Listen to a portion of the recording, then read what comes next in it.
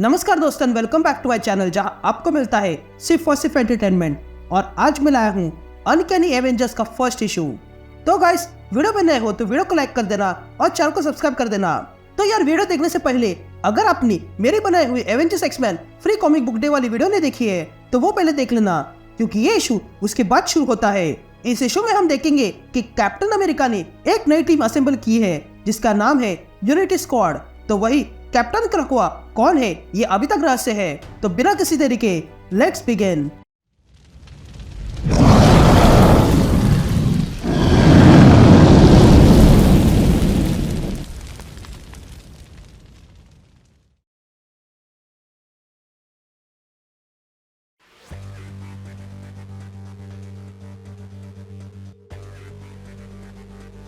All right gang, तो issue की शुरुआत फॉल ऑफ एक्स के इवेंट के पहले होती है, जहां हम डॉक्टर स्टेसिस और मोडॉक को देखते हैं जो किसी वीरान जगह पर आते हैं। तभी डॉक्टर स्टेसिस मोडॉक से कहता है कि वो यहाँ पर है, जिस पर मोडॉक डॉक्टर स्टेसिस से पूछता है कि तुम लाइट क्यों नहीं लगा रहे हो, जिस पर डॉक्टर स्टेसिस कहता है कि वो इसलिए क्योंकि हमारे दोस्त को अभी तक लाइट की आदत नहीं पड़ी है। तभी मोडॉक डॉक्टर स्टेसिस से पूछता है कि क्या तुम्हें यकीन है कि ये हमारे काम आएगा, जिस पर डॉक्टर स्टेसिस कहता है हाँ, वो ये काम करने के लिए अपने हाथ गंदे करेगा। ये कहते ही मोडॉक और डॉक्टर स्टेसिस एक क्रायो के पास आते हैं। तभी उस क्रायो के अंदर जो आदमी है उसे देखकर डॉक्टर स्टेसिस उस आदमी से कहता है कि मैं डॉक्टर स्टेसिस हूँ और ये है मोडॉक, और हम दोनों मिलकर काम कर रहे हैं उस गलती को सुधारने की जो तुम्हारे कारण हुई थी।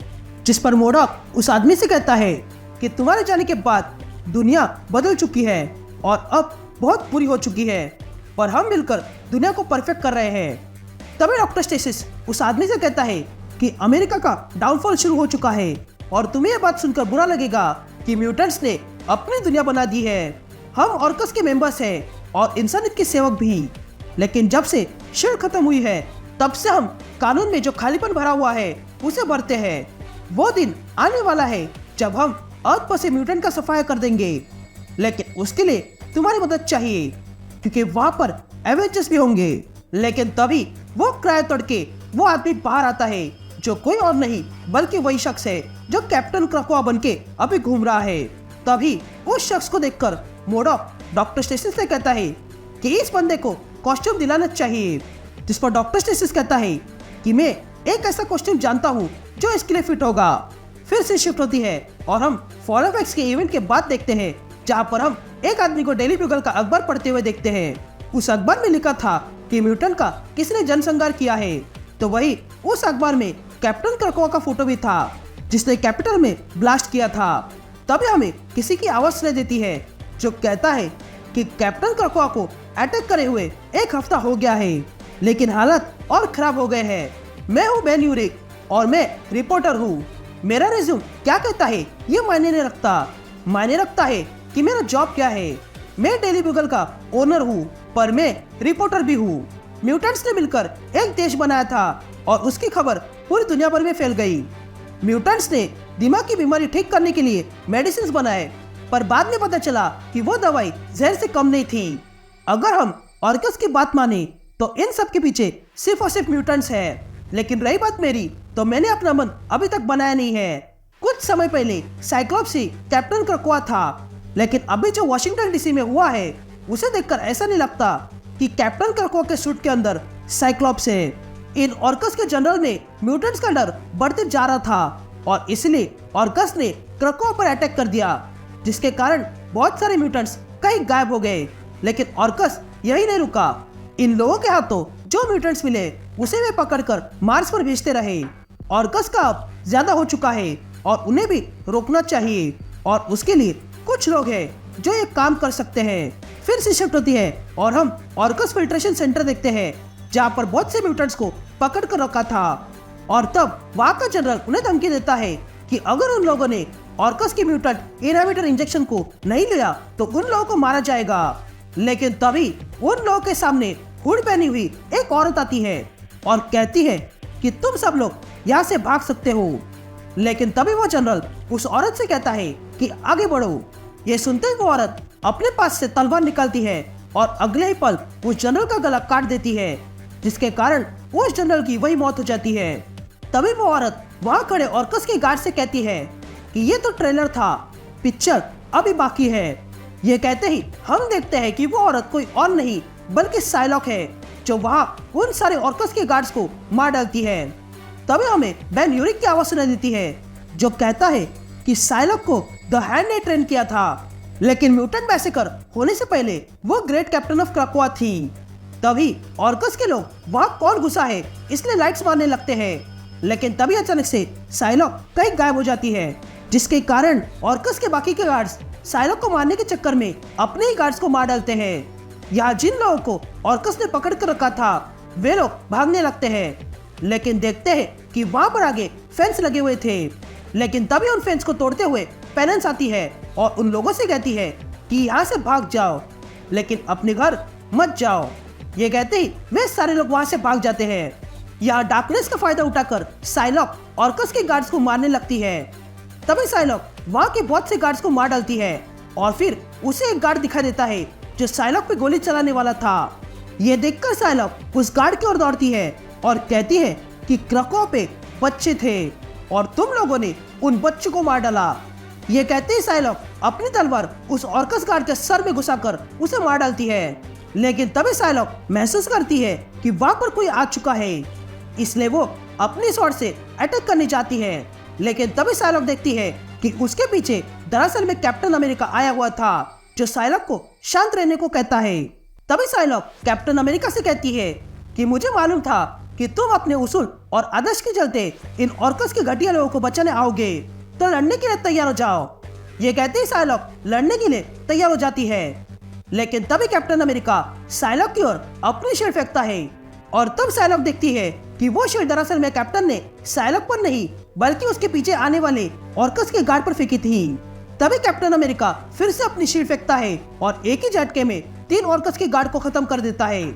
तभी कैप्टन अमेरिका साइलॉक और पेनिस के सामने आता है और कहता है कि पिछले कुछ दिनों में जो कुछ हुआ है उसके बाद हम दोनों का एक ही दुश्मन है, और वैसे भी मैं यूनिटी स्क्वाड बना रहा हूँ, तो क्या तुम लोग मेरी टीम में शामिल होगे। जिस पर पेनेंस साइलॉक से कहती है कि मैंने कैप्टन का दिमाग देखा है, वो झूठ नहीं बोल रहा है। जिस पर साइलॉक कैप्टन से कहती है कि देखो मैं तुम्हारी आइडियोलॉजी से सहमत नहीं हूँ, तुम मारते नहीं हो, लेकिन मैं मारूंगी क्योंकि मैं इन लोगों को मारना चाहती हूँ, क्योंकि इन लोगों ने मेरे लोगों को मारा है।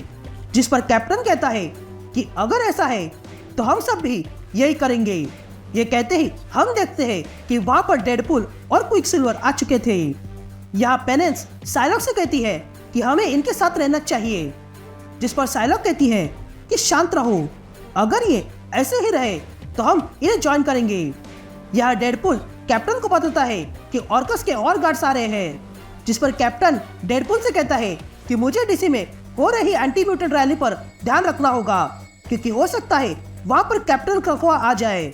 ये कहते ही captain America, Deadpool, Quicksilver, Penance और साइलॉक वहाँ से भाग जाते हैं और तब हम देखते हैं कि वहाँ पर स्टार्क सेंटिनल आ चुके थे। तब ये देखकर पेनेंस कहती है कि किसी को इनका कुछ करना चाहिए, जिस पर कैप्टन कहता है कि टोनी इस काम में लगा है, लेकिन उसे समय की जरूरत है। ये कहते ही वे सब लोग पास के हेलीकॉप्टर में बैठ जाते हैं और वहाँ से चले जाते हैं। यहाँ रोग आसमान से ऑर्कस के बेस पर नजर रखी हुई थी, लेकिन तभी ऑर्कस का एक गार्ड रोग को देख लेता है, इसलिए रोग वहाँ से चली जाती है। यहाँ हम देखते हैं कि एक्समैन का फॉर्मर जेट थंडरबर्ड अब कैप्टन क्राकोआ के कब्जे में है। तभी हम देखते हैं कि ब्लॉब और वाइल्ड साइड कैप्टन क्राकोआ के लिए काम कर रहे हैं। तभी कैप्टन क्राकोआ ब्लॉब से कहता है कि अब ये नई टीम ब्रदरहुड है और अब तुम और वाइल्ड साइड इस थंडरबर्ड को बहुत ऊपर ले जाओ और वहीं पर रुकना। मैं तब तक आइलैंड पर जाकर पता करता हूँ कि वहाँ पर कोई सोल्जर है या नहीं, और अगर मेरा कोई मैसेज मिल जाए तो तुम लोग तुरंत बेस पर चले जाओ, मैं वहीं आ जाऊंगा। ये कहते ही कैप्टन क्राकोआ थंडरबर्ड से कूद जाता है। तभी हम देखते हैं कि जहाँ पर कैप्टन क्राकोआ कूद गया था वो जगह क्राकोआ है, और तब वो सीधा क्वाइट काउंसिल के नीचे आ जाता है जहाँ पर क्राकोआ ने प्रिजनर्स रखे हैं। तभी हमें एक आवाज सुनाई देती है जो कहता है कि कैप्टन क्राकोआ हमेशा झूठ बोलते आ रहा है। उसने कहा कि स्टार्क सेंटिनल उसे देख नहीं सकते हैं, जबकि वो झूठ है। उसने तो अपना नाम भी बताया नहीं है। ब्लॉब को लगा कि वो साइक्लॉप्स है, लेकिन वो भी नहीं है। तभी कैप्टन क्राकोआ नीचे आ जाता है और वहाँ पे दो ट्विंस प्रिजनर को देखता है और कहता है कि तुम्हारे पास दो रास्ते हैं, या तो तुम इंसानों से लड़कर मर जाओ या फिर तुम मेरे साथ आ जाओ। ये सुनते ही फेनरिस नाम की म्यूटेंट खड़ी हो जाती है और कैप्टन क्रकोआ से कहती है कि मैं तुम्हारे साथ हूँ साइक्लॉप्स। जिस पर कैप्टन क्रकोआ फेनरिस से कहता है कि मैं साइक्लॉप्स नहीं हूँ, मैं कैप्टन क्रकोआ हूँ। यहाँ सीन शिफ्ट होती है और हम यूनिटी स्क्वाड को देखते हैं जो सीवर में आती है और तब उनके सामने टोनी स्टार्क और एमा फ्रॉस्ट आ जाते हैं जिन्होंने अपना बेस बदल के रखा है। तभी ये देखकर डेडपुल कहता है कि एमा फ्रॉस्ट कब से अंडरकवर होने लगी। जिस पर कैप्टन अमेरिका साइलॉक से पूछता है कि मुझे लगा था कि यहाँ पर एक्समैन आएंगे। जिस पर साइलॉक कहती है कि हाँ वो लोग यहाँ है। ये कहते ही यूनिटी स्क्वाड देखती है कि वहाँ पर शैडो कैट, रास्पुटिन और मिस मार्वेल आ चुके थे। तभी एमा फ्रॉस्ट सबसे कहती है कि मेरी ये इनहिबिटर रिंग के कारण सेंटिनल मुझे डिटेक्ट नहीं कर पाते हैं, पर मुझे ऐसा लग रहा है कि यहाँ कोई आ रहा है। ये कहते ही क्विक सिल्वर वहाँ आ जाता है और कैप्टन से कहता है कि मुझे टारगेट्स मिल गए हैं। ये कहते ही क्विक सिल्वर सबको अपने साथ लेकर जाता है। तभी कैप्टन अमेरिका क्विक सिल्वर से पूछता है कि हम कहाँ जा रहे हैं। जिस पर क्विक सिल्वर कहता है कि तुम सही थे, ये लोग एटॉमिक वेपन की ओर जा रहे हैं। ये कहते ही यूनिटी स्क्वाड फाइनली कैप्टन क्रकोआ के सामने आ जाती है। तभी कैप्टन अमेरिका कैप्टन क्रकोआ से कहता है कि तुम जो कोई भी हो, तुम्हें यहाँ रोकने के लिए आए हैं। ये कहते ही हम देखते हैं कि कैप्टन क्रकोआ ने भी अपनी टीम बनाई है जिसका नाम है न्यू म्यूटेंट लिबरेशन फ्रंट। तभी वाइल्ड साइड साइलॉक को अटैक कर देता है। तभी साइलॉक वाइल्ड साइड से कहती है कि मेरी बात सुनो, तुम्हारे पास एक मौका है सरेंडर करने का। लेकिन वाइल्ड साइड साइलॉक को चुप रहने को कहता है।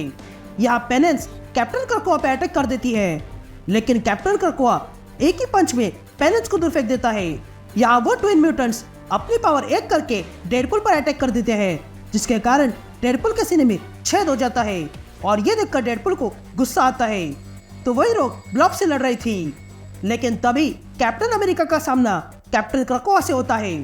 तभी कैप्टन अमेरिका अपनी शील्ड कैप्टन क्रकोआ पे मारता है और कैप्टन क्रकोआ को टेम्परेरी वीक कर देता है। उसके बाद कैप्टन अमेरिका फिर से कैप्टन क्रकोआ पे अटैक करने के लिए दौड़ता है और कैप्टन क्रकोआ से कहता है चलो अब देखते हैं कि मास्क के पीछे कौन है। लेकिन तभी कैप्टन क्रकोआ कैप्टन अमेरिका की शील्ड पकड़ लेता है और ये देखकर कैप्टन अमेरिका हैरान रह जाता है। तभी हमें एक आवाज सुनाई देती है जो कहता है कि ये कैप्टन क्रकोआ का सूट ऑर्डिनरी कॉम्बैक्टेंट की स्ट्रेंथ को एम्पलीफाई करने के लिए बनाया गया था और ये सूट जिसने पहना है वो पहले ही बहुत स्ट्रांग है। तभी कैप्टन क्रकोआ कैप्टन अमेरिका से कहता है कि तुम्हारे वार बड़े ही बेतुके हैं। ये कहते ही कैप्टन क्रकोआ कैप्टन अमेरिका का हाथ तोड़ देता है, जिसके कारण कैप्टन अमेरिका दर्द के मारे जोर से चिल्लाता है और इसी के साथ ये इशू यही कंटिन्यू हो जाता है। तो गाइस, कैप्टन क्रकोआ कौन है ये अब तक पता नहीं चला है, लेकिन मेरे अंदाजे से कैप्टन क्रकोआ एक ही शख्स हो सकता है जिसका नाम अगर बता दिया तो आप सबके लिए स्टोरी स्पॉइल हो जाएगी, इसलिए मैं तो नहीं बताऊंगा। लेकिन अगर आप जानते हो तो कमेंट्स में बता देना।